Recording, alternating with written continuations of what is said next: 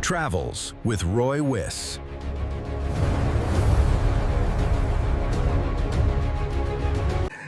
I arrived in Sydney for the Caravan show at Rose Hill this afternoon, and I went straight to the show. Met up with a few people I know. And I recently did a video about toilets, and in that video I talked about the various different types.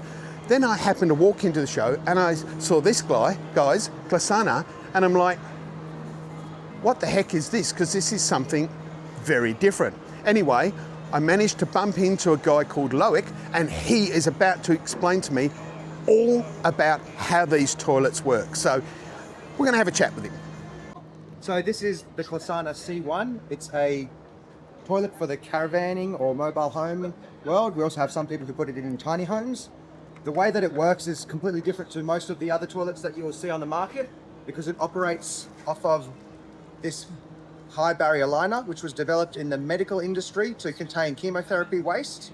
The way that it works is when you first get the toilet, you would mount this liner to the frame and then insert what would be an open tube into the unit. So we have the original, which is the high barrier liner, which was from the medical industry. We also have a bio-based one. It's not compostable and it's not biodegradable because those have specific legal definitions. These ones in 3 to 5 years, they'll be gone. In certain conditions, it can last up to 10, but it's still a long way away from the hundreds of years of normal plastic. Obviously, this unit has a fair bit of technology in it, but there's equally as much technology in. After you've done that? So what would happen is you would do your number one, your number twos. It'll also handle vomit, diarrhea, female hygiene products, nappies, dog food bags, cans of tuna, anything that you don't want to see, smell, or have the flies get out when you're in the Northern Territory. You can put in there, close the lid and seal it. So you would press the little display here to just decide, okay, I need to do a small or an extra small by pressing twice, or I can do the large here, and you can either tell it to cut individually or it'll by default create a chain of 3 sealed units before it cuts it off. That would then drop down into this tray here.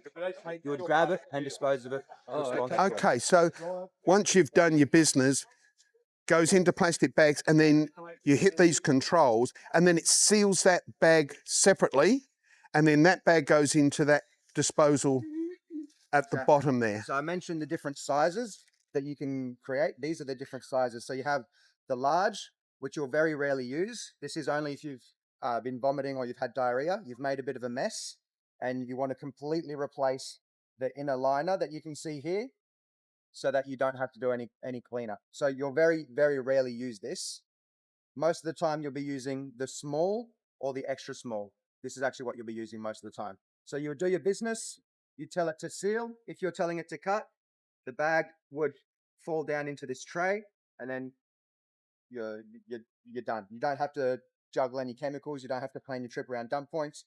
It doesn't use any water. And the big thing is this doesn't smell. Because of the technology in these liners, one of the layers being a high barrier layer, means it's not going to smell. So this is kind of a different slant on the doggy bags that people walk around picking up the dog poo and putting in the bins, isn't it? It would be just a fair bit different, only because those tend to be plastic bags and they're quite porous, so they're a lot less resistant, a lot less tough. And the big one is the smell seeps out of them. If you've ever picked up a dog poo bag, you'll notice that when you get close, you can actually have your fingers smell like the dog poo for a little bit. Right. The scent can go through. This liner is completely different. Again, it needs to be made in such a way that it's tough, which you're not reasonably going to be yanking on your waist like this. But this means it's reliable when it's in your care, but it's also reliable for the next people who are going to be dealing with it. It's not going to explode or create leaks that then has raw sewage going into bins and stuff. So it's reliable for you and for the next people who are going to be dealing with it. So it's actually quite a few steps above the doggy bag business, isn't it? Definitely, yeah. Okay. There's a fair bit of engineering, as I said, in the unit to get the mechanism to work, but then also in the liner. This is the big differentiator. It's what makes these sealing toilets possible. Are they opaque? So we have it as a grey, so you can't really see what's in there. Of course, if you lifted it up to the sun, you'd be able to make out. Yeah, if you look close enough, if you were desperate to find out, you would be able to find out. Okay. Exactly. Usually you would. So it's fairly discreet. Yeah, and that's the whole point. And where can you dispose of them? So in the general way, same as the nappies, you would dispose of it in the same way. You can actually see in New South Wales, they've got little logos printed on the top of the red bins that say nappies are accepted. Yeah. This is same concept. Okay. It just takes a little bit of getting used to because it is so different to what most people are. So with these bags, bearing in mind a lot of people might use that up to, well, it depends on how many people's traveling, but they could be using as many as 4 to 6 bags a day. Yeah. How long do these bags last for? That's a great question. So the liners come in packs of 2 liners. Each liner is good for 50 of the extra small bags, which is what you're going to be using most of the time. So for $55, you're getting 100 approximately. It's actually a little bit more, but we say 100 just for convenience. It ends up being 55 cents every time you decide to seal.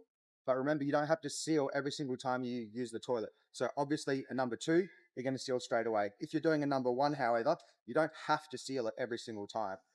Yeah, but you've actually got another model that has a separate one for urine, or is it the same same model? All the same model, right? So we have the ability to put a liquid insert in here. Yep. Again, to reduce the amount of liner that you use. So you would do your number 1s in here. There's still space at the back to put your toilet paper. Yeah. You would then open this up and dispose of it responsibly. A lot of blokes would be doing their business on a tree. This is the same concept. You just dilute it a little bit. Well, not if it's 2 o'clock in the morning and you're desperate to. Well, exactly. So this will hold easily a whole night's worth of wee. Yeah. And some, and then you would empty it in the morning. If you're at a caravan park, you would empty it in your toilet. If you're in the middle of the bush, you make sure you're away from waterways, away from other people, and empty it responsibly over there. Okay. So this looks like a unit that's actually relatively easy to install. It's really easy. It's really easy to install. All right, so we're putting the water in. In this case, it's just imitating urine, and it's a fair bit of wee. That's pretty much all of the remaining water.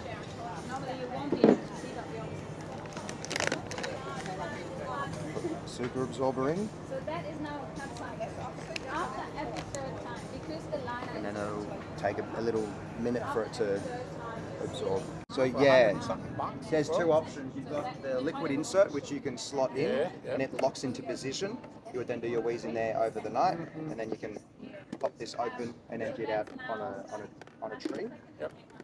That's one way of reducing the liner. Lemon trees in particular, because they love it. They love the Just nitrates. thought I'd share that. Lemon trees love it. So that's one way of reducing it. It's really popular with people with young families. A lot of couples would prefer to go the liquid, all of the liquid that was in there. And again, we could comfortably do another couple of wees on top of this super absorber. We would then have our morning coffee, do our number 2, and then decide, okay, now I actually want to seal the business from overnight. So I would come to the display here, and I would again press small, extra small by tapping twice, or the large, and it would the toilet would do the sealing process for me. So this, although it looks like a lot, is still very much a small, but an extra small, sorry. But I'm going to do a small just so that you can see the rollers transporting the liner down the frame that I showed you previously. Right. We're going to do a medium. So see here, the rollers are going to transport together. It's going to pull some of the liner down, and it's going to start the sealing process. So underneath the rollers, you have the heating element which is coming together, and then you'll end up with multiple seals before the bag drops down into the tray below. So that'll take 2 minutes. It takes 2 minutes for that open process. up again. I'll show you the other way of handling the liquid. So when you do urine, so you don't have to consume liner every single time. So a good scenario would be, it's Friday night at 9 p.m. I've had a few wines. Okay, I'm going to do a very healthy see-through wee. Yeah, it's nice and clear, that one. Nice and clear, nice and healthy. And I can choose to put these optional super absorbers. You don't have to use these. The reason a lot of people like this is because you're able to pop them in like so, and that's going to start to dissolve. You'll see the outer casing is very similar to what you get in dishwashing tablets, and inside is a super absorbing crystal, which will very comfortably soak up multiple adult wees. So you don't even need to tear this open. You actually drop the whole thing That's correct. So it's totally mess-free. Exactly right. And we also are coming out with a 1 kilo bag, so you can do it by the spoonful, so you don't have to use the whole capsule every single time. So how long would that take to fully dissolve? I can see that dissolving quite well in there. Yeah. I don't know if I can get a decent camera angle for that. It'll take about a minute for it to soak all the way up, but you would usually do your number one, put one of these in, close the lid, and you'd walk away. Then at 2 a.m, you'd go, I need to go to the toilet again. I would open the lid up, do my business on top of the previous absorber, close the lid, go to bed. 7 a.m. comes along, you would do another wee on top of it, close the lid, go back to bed, or more than likely you'll have your morning. So how much can that absorb? This will, I think they're rated for 500 mils. You can comfortably do 3 wees on there. We have actually tested it. You can get closer to 750 on it. Wow, Yeah, that's impressive. So they're pretty absorbable, and you'll actually notice it'll start to go like an airy whitish color at the top, which means that it's not yet saturated. So as long as you can still distinguish the little granules, it can still take more liquid.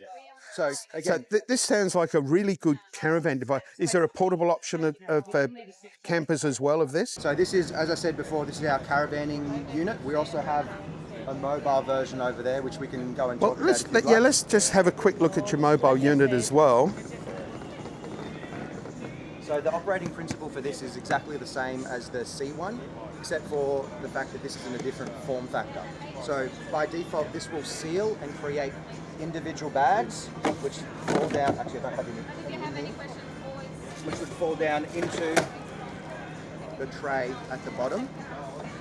Okay, so you would pop it up and use it in its upright position. You can then close this down and store it under, if you had a bench seat or some sort of cupboard or a wet area that you don't use all the time, you can take this around with you. It's got a little handle. You can take it from your troop carrier to your tinny or to your loo with a view on the top of the hill, because it operates off of... Now I'm seeing this. This has actually got me a little bit excited because it looks like an ordinary battery, the sort that you see on electric drills and... Exactly. So this is a power tool. This is one way you can power the unit. It'll also do 12, 18 or 24 volt, as well as mains power via the adapter. So you can plug leads into it from your power source. Exactly. Or you can use one of these portable... You can use a power tool. So this uses the power exchange mount, which was being developed in Europe. It's kind of like the USB-C of the power tool world. It's the most universal one, and it's only going to become more common. So you can use the Ozito brand in Australia, which Bunnings sells, to put it in directly.